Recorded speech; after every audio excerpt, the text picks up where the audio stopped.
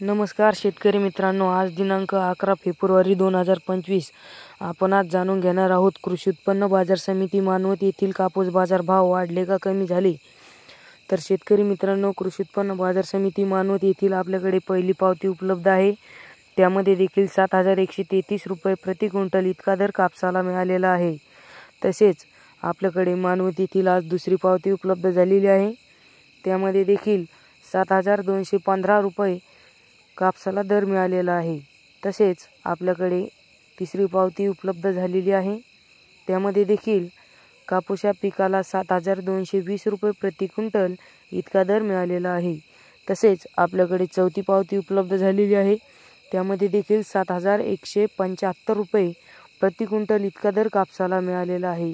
तर शेतकरी मित्रांनो, आपल्याकडे पाचवी पावती सुद्धा उपलब्ध झालेली आहे।